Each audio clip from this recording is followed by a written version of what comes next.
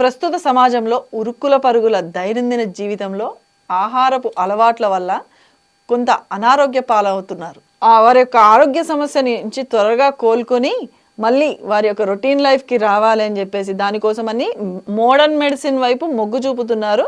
As well as homeo మెడిసిన్ని కూడా కోరుకుంటున్నారు కొంతమంది. అయితే అసలు హోమియో వైద్యం అంటే ఏమిటి, అది ఏ విధంగా పనిచేస్తుంది, దీని గురించి మరిన్ని వివరాలు తెలియజేయడానికి మన స్టూడియోలో మనతో ఉన్నారు డాక్టర్ సాయి కృష్ణ గారు.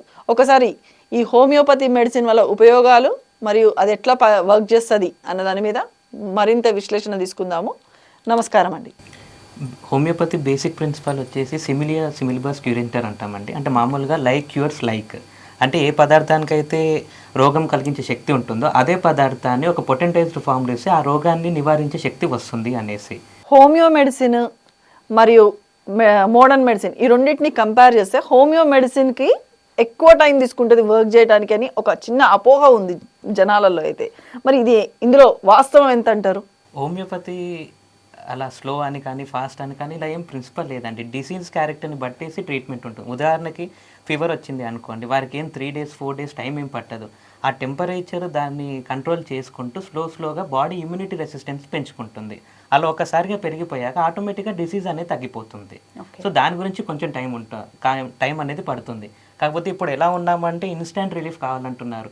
డాక్టర్ని పేషెంట్ కన్సిడర్ చేసే దానికంటే పేషెంటే డాక్టర్ని ఏమంటున్నారంటే ఫోర్స్ చేసే స్టేజ్కి మనం వచ్చాము. అలా అంటే ఇన్స్టెంట్గా ఇంజెక్షన్ ఇచ్చేయండి తగ్గిపోవాలి అంటున్నారు. అంటే అక్కడ డిసీజ్ తగ్గట్లేదు, దాన్ని సప్రెస్ చేస్తున్నాము. అది లోపలనే ఉండిపోతుంది. అది నెక్స్ట్ టైం వచ్చేసరికి ఏమైపోతుందంటే ముందు తీవ్రత కంటే ఇంకా తీవ్రత పెరుగుతుంది, బాడీ రెసిస్టెన్స్ పవర్ తగ్గుతుంది, మళ్ళీ మనం హాస్పిటలైజ్ అవ్వడానికి ఇదే ప్రాబ్లం అవుతుంది. మీరు చెప్తున్న దాన్ని బట్టి చూస్తే మోడర్న్ మెడిసిన్ కంటే హోమియోపతి మెడిసిన్ బెటర్ అని చెప్తున్నారు. కానీ ప్రజలందరూ కూడా ఎక్కువ శాతము హోమియో మెడిసిన్ కన్నా కూడా మోడర్న్ మెడిసిన్ మీదనే ఎక్కువ వారి యొక్క ఇంట్రెస్ట్ చూపిస్తున్నారు. ఎందుకని? ఫస్ట్ క్వశ్చన్ ఏంటిదంటే అలోపతి గ్రేటా హోమియోపతి గ్రేట్ అనేసి. గ్రేట్ అని ఎవరో లేరండి, రెండు వాళ్ళ ప్రిన్సిపల్స్ ఫాలో అవుతున్నది. కాకపోతే ఏమవుతుంది అంటే దాన్ని ఎథికల్గా ఫాలో అవ్వడం కొంతమంది మాత్రమే చేస్తున్నారు. ఇక్కడ మేజర్గా ప్రాబ్లం వచ్చేసి అన్క్వాలిఫైడ్ పర్సనల్ ఎవరైతే ట్రీట్ చేస్తున్నారో వాళ్ళ వల్ల స్టెరాయిడ్స్ ఇవ్వడం కానీ ఎక్సెసివ్ యాంటీబయాటిక్స్ ఇవ్వడం కానీ. ఉదాహరణకి మనము ఏ చిన్న డిసీజ్ వచ్చినా కూడా 1 day 2 days కూడా మన దగ్గర టైం ఉండట్లేదు.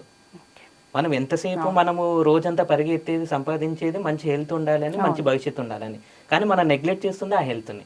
హోమియోపతి వైద్యంలో అసలు ఆహార నియమాలు ఏమైనా ఉంటాయా? ఉంటే ఎట్లా పాటించాలి అవి?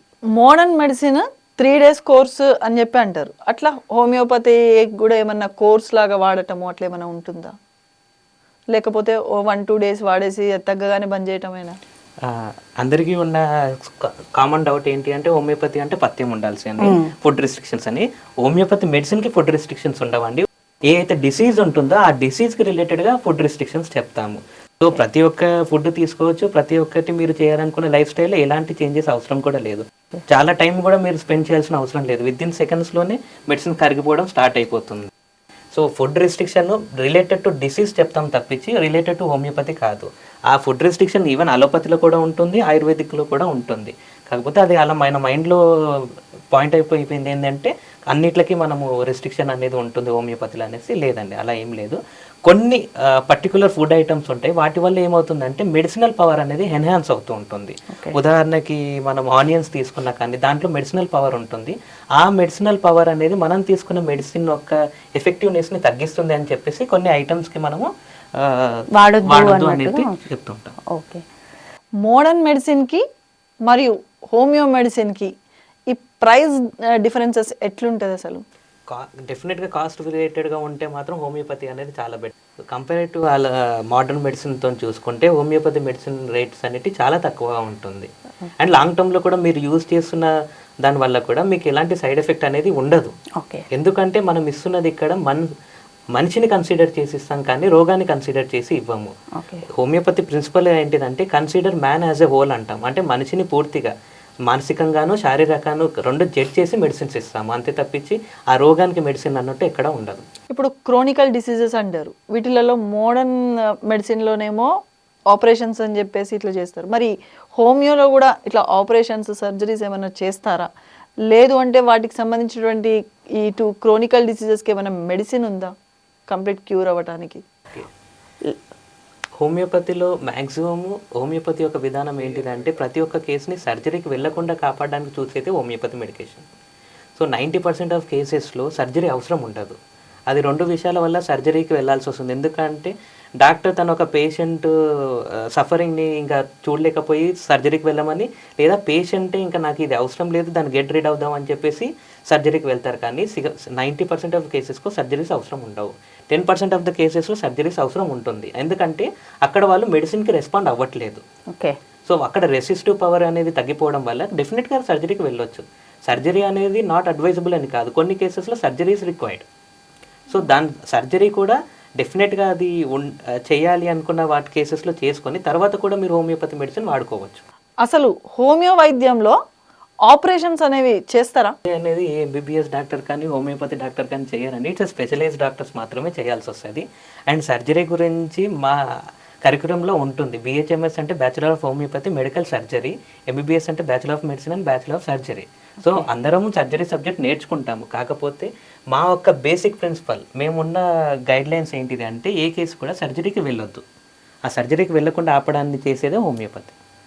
ఇప్పుడు మీరేమంటున్నారంటే అసలు ఆపరేషన్స్ జరిగేంత టైం ఇవ్వం, అంటే అక్కడి వరకు పోనీయము, ముందే క్యూర్ చేస్తామని అంటున్నారు. ఒకవేళ మస్ట్ అండ్ షుడ్గా ఆపరేషన్ చేయాల్సిన పరిస్థితి వస్తుంది, మరి అప్పుడు ఎట్లా చేస్తారు? ఆర్గాన్ డ్యామేజ్ అనేది కూడా కన్సిడర్ చేయాల్సి వస్తుంది అండి. ఓకే. ఆర్గాన్ డ్యామేజ్ అయినప్పుడు రీక్రియేషన్ అనేది లేనప్పుడు ఏ మెడిసిన్ కూడా పనిచేయదు. ఓకే. అక్కడ ఒక సపోర్టెడ్ ఎయిడ్గా సర్జరీ వర్క్ అవుతుంది. సో సర్జరీ అనేది ఒక క్రైమ్ ఏం కాదు. హోమియోపతిలో అసలు ప్రిస్క్రిప్షన్ ఇవ్వరు, ఎందుకని?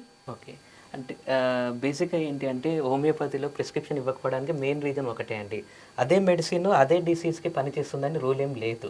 సో మనం ఏమైపోతాం అంటే పారాసిటమాల్ వేసుకుంటే ఫీవర్ తగ్గిపోతుందని మీరు ఒకసారి నా దగ్గరకు వచ్చినప్పుడు పలానా ఆర్సెనిక్ మందు ఇచ్చాను అనుకో, నెక్స్ట్ ఫీవర్ వచ్చినప్పుడు కూడా అదే వేస్తారు. సో ఎప్పుడు కూడా ఒకటే మెడిసిన్ ఒకే దానికోసం అని పని చేయదు. సో అలా ఏమైపోతుందంటే మనం సెల్ఫ్ మెడికేషన్ చేసుకోవడం అనేది హోమియోపతిలో నాట్ యాక్సెప్టబుల్. సో మనం ఎందువల్ల వచ్చింది, దాని పాజిటివ్ ఫ్యాక్టర్ ఏంటిది అనేది చూస్తాము. ప్రతిదానికి సేమ్ పాజిటివ్ ఫ్యాక్టర్ ఉండదు కదా. మీరు ఒకసారి వర్షంలో తడవడం వల్ల మీకు ఫీవర్ వచ్చి ఉండొచ్చు, ఫుడ్ పాయిజనింగ్ వల్ల ఫీవర్ వచ్చి ఉండొచ్చు.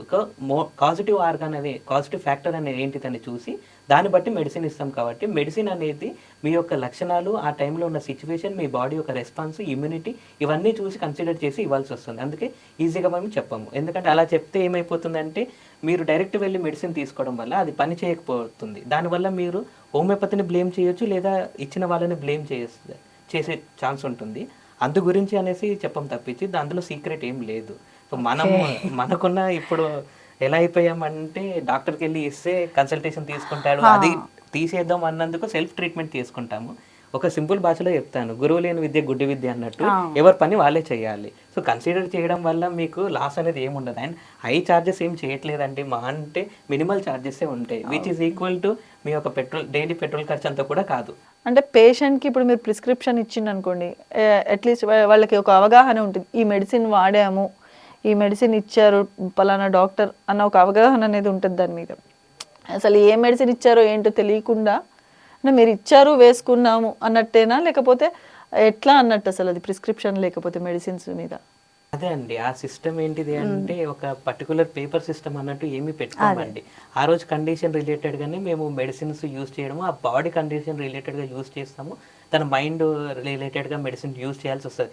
ఒక్కొక్కరు ఒక్కొక్క వేని దాన్ని యూజ్ చేస్తూ ఉంటారు.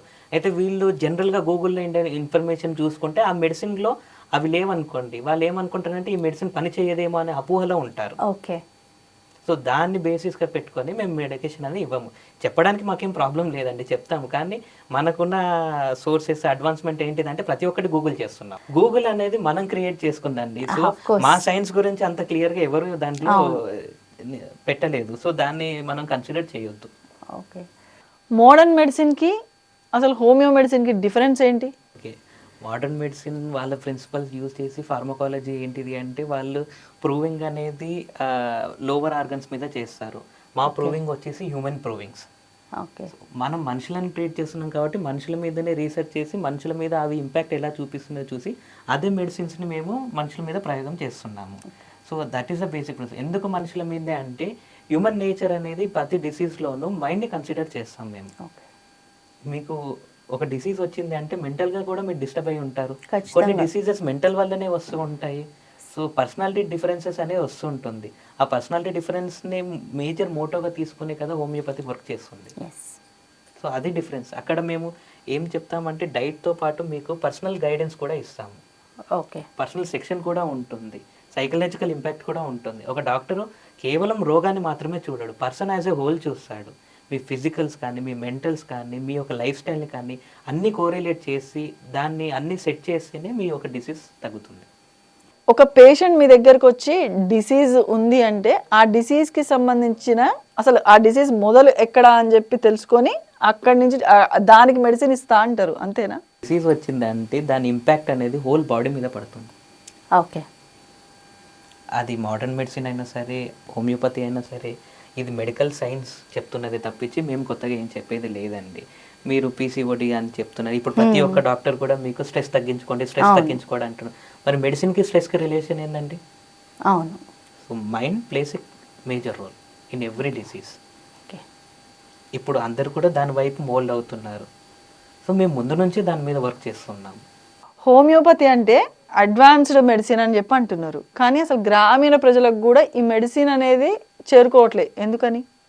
మేజర్ ప్రాబ్లం వచ్చేసి మార్కెటింగ్ అండి. ఓకే. మోడర్న్ మెడిసిన్ చేసుకున్నంత మార్కెటింగ్ హోమియోపతి మార్కెటింగ్ చేసుకోలేకపోయింది. సో అదే మేజర్ కల్పిట్ ఇక్కడ. ఎందుకంటే పబ్లిక్ కూడా దాన్ని యాక్సెప్ట్ చేస్తున్నారు, చేయట్లేదని కాదు. ఇన్ఫ్యాక్ట్ చెప్పాలంటే హైలీ ఎడ్యుకేటెడ్ కంటే మీరన్నట్టుగానే లో పబ్లిక్ ఎక్కువగా దీన్ని ఇంట్రెస్ట్ చూపుతున్నారు. ఎందుకంటే వాళ్ళకి హెల్త్ అనేది ఇంపార్టెన్స్ అయ్యింది. మోడర్న్ మెడిసిన్లో బ్లడ్ టెస్ట్లు అని చెప్పేసి ప్రతి దానికి కూడా ఒక టెస్ట్ అనేది రాస్తుంటారు. మరి ఈ యొక్క హోమియో దాంట్లో ఎందుకని చెప్పి అసలు టెస్ట్లు రాయరు, ఏం లేదు, ఇట్లా ప్రాబ్లం చెప్పగానే మెడిసిన్ ఇచ్చేస్తుంటారు.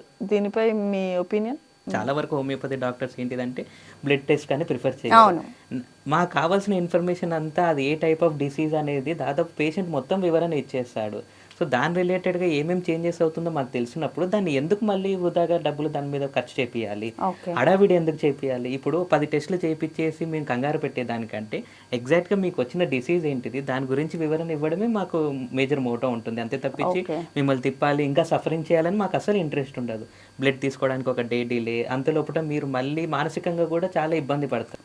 ఆ ఉద్దేశంతోనే మాకు డిసీజ్ అనేది ఇప్పుడు ల్యాబ్ రిపోర్ట్స్, ల్యాబ్ టెస్ట్ అన్ని ఇప్పుడు వచ్చాయండి. ప్రీవియస్లో మీరు చూసే ఉంటారు. అంటే ఒక మీరు విలేజ్లో ఉన్నప్పుడు కూడా ఒక ఆర్ఎంపీ డాక్టర్ మీ సిమ్టమ్స్తోనే మిమ్మల్ని ట్రీట్ చేసేవాడు. సో ల్యాబ్ టెస్ట్లు ఎక్కడ అవసరం ఉందో అక్కడ డెఫినెట్గా చేపిస్తాము, అవసరం లేని చోట ఊరికి ఏం చేపియమని. అంటే అవసరమైతే మీరు కూడా టెస్ట్లు చేపిస్తారా? చేస్తామండి. ఎందుకంటే డిసీజ్ ప్రోగ్రెస్ అవుతుందా, డిసీజ్ అడ్వాన్స్మెంట్ అవుతుందా, డిసీజ్ కండిషన్ ఎలా ఉంది, సో అవన్నీ చూసుకోవాల్సి వస్తుంది. కాబట్టి డెఫినెట్గా ఏ డిసీజెస్కి అయితే అవసరం ఉంటుందో అక్కడ చేపిస్తాము, కానీ పదే అవసరం లేకుండా మాత్రం ఏ టెస్ట్లు చేయించము. మీరు జనరల్గా హోమియోపతి మెడిసిన్ అంటేనే తీయగా ఉంటుంది, పిల్లలు అయితే ఇష్టంగా తింటారు, కానీ అందులో షుగర్ కంటెంట్స్ ఉంటాయి అని చెప్పి అంటారు కదా, మరి దీనివల్ల ఏమైనా డయాబెటిక్ పేషెంట్ వాళ్ళకి ఏమైనా ప్రాబ్లం ఉంటుందా? ఎందుకు అంటే ఇక్కడ ఉండేది సాక్రమ్ లాక్టోస్ అనేది మన జిఐ ఇండెక్స్, అంటే డైలీ యావరేజ్ మనం గ్లూకోజ్ ఎంతైతే తీసుకోవాలో, అదే మీరు అన్నట్టుగా షుగర్ ఎంత తీసుకోవాలో ఆ మోతాదులో 0.1%. సో దాన్ని తీసుకోవడం వల్ల మీ గ్లూకోజ్ లెవెల్స్ పెరగడం కానీ ఏమీ అవ్వదు. సో స్వీట్ ఎందుకు ఉంటుంది అంటే it's made up of sugar cane కావడం వల్ల, గోట్ మిల్క్ కావడం వల్ల ఆ స్వీట్నెస్ ఉంటుంది. ఆ స్వీట్ ఎన్హాన్సర్ ఎప్పుడు కూడా మీకు మీ డయాబెటీస్ని ఏం పెంచదు. అది అందరికీ తెలుసుకోవాలి. చూసారు కదండి, ఇది ఇవాల్టి ప్రోగ్రామ్. డాక్టర్ సాయి కృష్ణ గారు హోమియోపతి మందుల గురించి వాటి ఎక్స్ప్లెనేషన్ అన్నీ కూడా క్లియర్గా ఇచ్చారు. మీకు ఏమైనా డౌట్స్ ఉన్నా, ఇంకేమైనా ఇన్ఫర్మేషన్ కావాలన్నా కూడా కింద స్క్రోల్ అవుతున్నటువంటి నెంబర్కి కాల్ చేయొచ్చు. Thank you sir.